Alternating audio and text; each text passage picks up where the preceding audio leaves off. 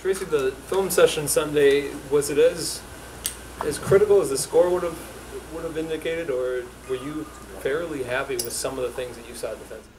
I mean, we were a couple plays from playing great, and we just made a couple plays, and so it's hard to get mad at the whole entire game. I thought our kids competed hard, gave ourselves a chance to win. You know, on a good day, they're very talented. They're as fast as anybody will play, and I think, you know, if we play our best, make a couple plays, we can keep them in the low 20s, around 20 points, you know. And but considering that, I think their longest drive they got points off of was only like 50 yards, and that was a field goal. And then, you know, they started 3 short drives, and basics, it's still field position has an awful lot to do with this game. And when we had good field position, we played pretty good. But you know, I got to do better, and you know, those short field situations, that's the only thing. If we could have kept them to a field goal on 2 of those 3, that's our goal, and obviously we weren't able to do that. How did you feel Eric Murray responded to that beginning the other day? Yeah, you know, Eric's played awfully well, and you know, the fade thing is, you know, they caught 2 fades, the one he caught one-handed, and the other one was an awfully well-thrown ball. And I'll still argue to anybody on the fade that an awfully well-thrown ball will beat any coverage. It doesn't matter if it's dropped in the right place and the receiver catches it. So, I mean, like I say, I thought our secondary was just as athletic as their receivers. I feel like they're very athletic, and I thought our kids competed hard. And so we're just a few plays away. And like I say, not that we don't have problems. You know, after the 3rd game season, everybody has problems. You still got to correct.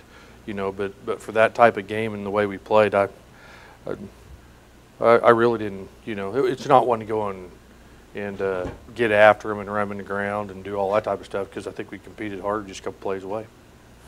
Do you feel like, Coach, that schematically they'll be much different than what you've seen so far? Schematically, San Jose State, everybody's one back, so they all have their little variations of it. You know, and what they do, but that's where football's going. So, so you know, they don't. They lost a lot from a year ago, and so they've changed philosophy-wise a little bit. They emphasize running the ball a little bit more than what they did a year ago. Everything was all pass, but they still have the same passing game. They're just emphasizing their run game a little bit more. Kind of see that they, you know, down in Texas, and now it sounds like they're running at a lot of high schools. I mean, is everybody going to run this one day, or what are we seeing as a trend? Well, I don't. You know, right now that's the way it's going. Like, you know, it's everybody's running it. You know, they'll tell you it's probably easier to teach because they're not running near as many plays. You know, TCU's all zone scheme as far as blocking goes. They're all zone scheme up front, so you know they can't. I was joking, their offensive line coach, a good friend of mine, and when you watch the tape, offensive line coach, they have headsets on during the game. You know what I mean? So, you know, obviously it's pretty simple what they're doing and about the pace. And so, you know, but if you just look each year, there's more and more teams that are going that way right now, even though none of them have won a national championship doing it. Tracy, you guys have 5 sacks through 3 games, and I know it's just a number. Yeah. How do you feel in general about the pass rush, and how do you think it can improve? You know, not bad. We got a few hits on him the other day, but their team, the ball come out on time. You know, he's always in the shotgun. That's one thing about it. Ball come out on time and got out there. A tough team to get sacks against with how fast that they threw it. But I was pleased. We also got there's 3 or 4 other hits in the game there. So. You know, the fast. I still think in the passing game, no matter what, the faster the ball comes out, the easier it is to defend. And so far, you know, that last game PCU they got the ball out fast on time, and so it was going to be hard to get any sacks off of that. How about San Jose? Is it going to be similar in that regard? No, they do a little bit more of true 5-step and they hold the ball a little bit longer, more 5-step passing game, where TCU's a lot more 3-step and really, you know, get it out really fast. So you got to preach that to the D linemen too, so they don't get frustrated. And like I say, I thought our kids kept coming hard the whole game. So, but San Jose will do a little bit more. They're more traditional though they're one back, they're more traditional. It's just not hurry to line and pick it up and throw it. I know you guys, you've been forced to make changes at D-tackle. Obviously, you still have Cameron there from before, but have you had to, are you still able to do everything you want to do at tackle, or are you still trying to progress to that point where you can have everything in that you want to do? Yeah, we're doing it, and that's why I told Coach Phelps is that was probably one of the big positives. Besides the way, like I said, I thought all the kids at all the levels played hard, and we might have had 2 blown assignments, you know, that hurt us. But the D line, the younger kids and the guys that played a lot better than they did the week before, a lot better, and so we just need to continue to progress there, and I'm pleased with what they're doing, and so I was more encouraged by how they played. They struggled the second game a little bit, their first time in there, and the guys we rotated, but against TCU they played awfully well, I thought, up front. Is Damian progressing almost even more than you guys thought he could? He's a good athlete, makes plays, hasn't had a lot of mistakes, you know, so that's why it's hard on a junior college kid, you know, when they transfer in, and you got to learn the system and learn how to play right away, and so, you know, that's why most junior college kids that we've recruited, we try to find 3-year kids like Devondre and some of them, because it gives them a year to learn, and they get 2 years where they're comfortable. So he's comfortable in what we're doing, and he's as good as there is out there. I mean, I believe that. What could you tell Coach that Auburn did to hold him to 13 points? Well, I mean, Auburn's big, fast, so they handle them at the line of scrimmage, and you handle people at the line of scrimmage, you got a chance to be successful. And then their secondary did a good job of covering them on long yardage. So you know, there's a lot of teams go play Southeast Conference, play Auburn, play a top 5 team, going to struggle on offense. So they'll be ready to go, and you know, I think they're, you know, if I had to make a comparison, they're probably very similar to overall to Middle Tennessee.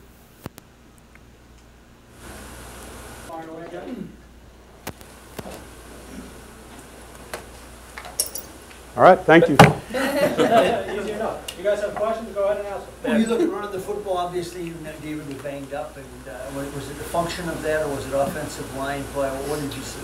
It had a lot to do with the offensive line. Wasn't real happy going back, taking a look at film. We're not playing the way we're able to right now up front, and to me, that's where it all starts from. You know, you talk about, you know, David being banged up. You can talk about this or that. I mean, we've got to play better up front, and that was made pretty clear on Sunday, and we're working on that, and that's got to be a priority, because everything comes from that. You know, everybody likes to talk about everything else, but it all starts there, and we're not playing the way we need to right now. So that's a big challenge for us, and I've taken it upon myself, and Coach made that clear. We need to be better in those positions. Man, after you have a game like on Saturday, after you guys preach so much about trying to improve the passing game, is it tough just to deal with that frustration at this point, that it's not maybe improving the way you anticipated? Yeah, you know, I think that we'd like to be throwing for 300 yards a game, and it's not happening right now. So, you know, there's always there's going to be challenges no matter what, you know, and maybe if we were throwing the ball better, you know, there'd be something else that wouldn't be up to what we like. But yeah, it was a priority, and it still is a priority, and we're still working on getting that thing honed down. So there's frustration all the way around, but you know, you can either give into it, or you can keep working to make some changes. So we're choosing the latter, and we're going to move forward. What about your offensive line? The same guys back seem to play a lot better last year than they're playing this year. Yeah, for the most part, we do have the same guys back, and had made some changes due to some injuries during camp, which isn't an excuse. We just we haven't quite meshed yet, and I think that's a function of maybe you know, the guys just trying to get used to a new year. It's hard to say. You know, the schemes aren't that much different, so I think it's a big function of just going out there and being consistent. That's what I've tried to preach to them. That was a big problem last year, was being inconsistent when we were out there, and I think that's kind of carried over. So we're continuing on talking about, hey, what we do We need to be consistent in it, and so hopefully as guys get settled in, because we have flip-flopped some guys and done some things because of the way the injuries kind of played out, but eventually that mix kind of starts sorting itself out, and we go from there. That was what I was going to ask in you. the offensive line? Pardon me? Who's the injured guys in the offensive line? It was during camp. We had some guys that were injured, and so you know, Jonah Persig missed some time. He had been coming on. Ben Lauer had sprained an ankle, so it forced us to make some changes, moving Josh Campion over to left, which I'm really happy in the long run that we did that, because Josh is playing real well. So when those things start to happen, you know, that's when everything kind of gets disrupted a little bit, and you start trying to put it together. And chemistry is so important, and guys feeling comfortable with each other is so important in the offensive line. So, you know, just trying to make sure that that's there week after week. On that line, do you feel that, are you at the point where you would make some changes going into Saturday personnel-wise, or would you like to keep the rotation the way it is now to build that chemistry that you said? No, I'm never adverse to making changes. You know, that's a hallmark of a coach kill team, is that if the best 5 aren't out there, or the best 11 or what have you, you need to find a way to make that happen. So you know, there's been some things that have been done, and some guys that have been you know, guys will be given some opportunity this week during practice, and you know, still trying to make sure we have that right combination as we move forward. What do you think Isaac did on Saturday?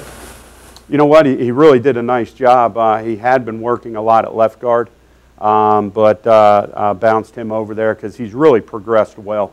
And so he was basically that next man in, and had practiced real well, and really liked when he got in there.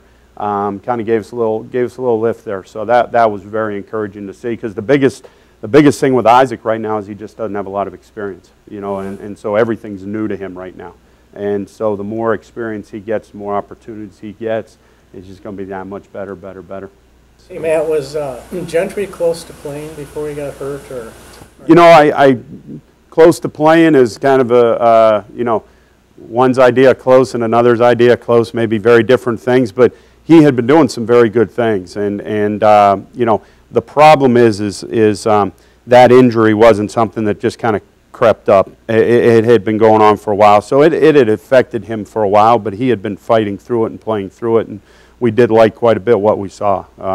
You know, I can't say exactly how close he was to playing necessarily, because that's kind of a you know, kind of a gray area question, but I will say this much is we really liked how he was progressing, but he just couldn't get any further with the way his knee was. So A couple of weeks, or? So yeah, you know, before you know, he's a tough kid. He fought through what a lot of guys would have shut down on, and really actually did pretty well. So that's long term, that's exciting for us, and it's a little disappointing in the short term that he had to get shut down.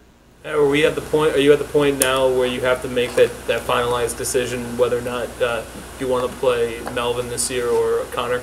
Yeah, we're pretty close. I think you're always, you know, that's the thing, is there's an easy, hey, just throw them in there and play them, but then there's got to be that take a step back and say, you know, is this the best thing for, you know, for that young man's future? You know, are there other alternatives? And so you're looking through, but you do kind of hit a point of no return on that. And I don't know if we're there yet, but it is coming upon us. But you know, the nice thing about it, as you guys all know, with the way we practice, those guys can get a lot of reps that if we do decide to go that route, we feel like they're ready. We're not going to be throwing them into the wolves. Hey, Matt, you guys had a lot of success with the jet sweep last year. Was it specifically at TCU? Was it their personnel that just knowing kind of how they could match up with it? Yeah, they're fast. They're fast. And one of the things is with the jet sweep is getting some people out of position as you do it. And that was a very athletic group that was also very well coached. So you were kind of caught on both ends of it. You know, you'd say, okay, you know, fast group of guys, but maybe aren't very disciplined. Boom, we can get them here, get them there. They kind of had the full you know, the full profile. You know, you didn't feel real comfortable doing it because you said, okay, that guy who, and any of that stuff, you know, when you're handing the ball off, you lose your quarterback as a blocker, so you're 10 on 11 at the end of the day.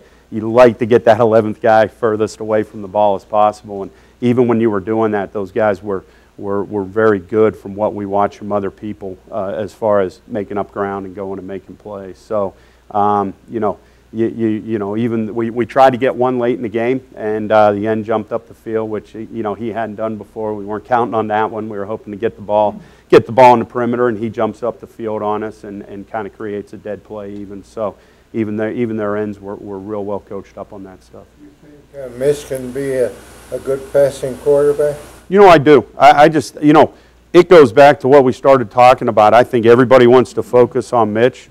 I think there's you know, he's got to feel comfortable. You know, and anything that you want to be successful at, you got to feel comfortable in that environment. And I don't think he feels comfortable right now going back and throwing the football. So what's happening is he's trying to do too much, and it's getting him in trouble.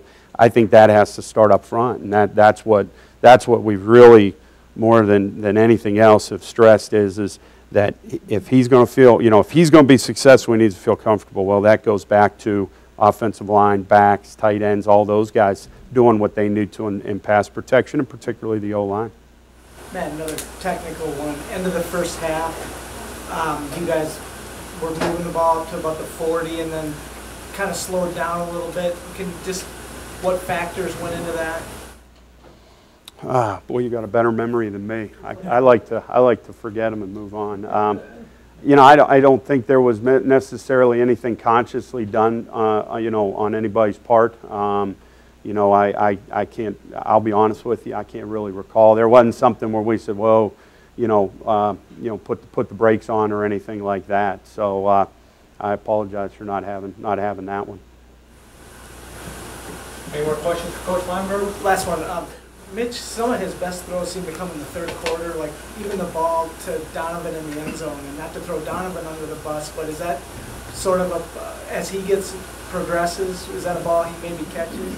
I think so, but it wasn't going to be, you know, it wasn't as though it was, you know, right there and he dropped it. You would like over the course of time for Mitch to put a little better ball, Donovan to make a play on that thing, and you know, but as far as it goes with Mitch, I still think there's you know, I think he wants to do so well, and so every time he goes back and he does drop back, there's kind of two factors at play. He wants to make the exact right throw, but yet there's a lot going on around him, and like I said, we need to do our part to let him figure out what that right throw is, and I think that's when things really fall into rhythm. So. Okay. Thank you guys. Thank you, Coach. All right. We'll be back with Stu.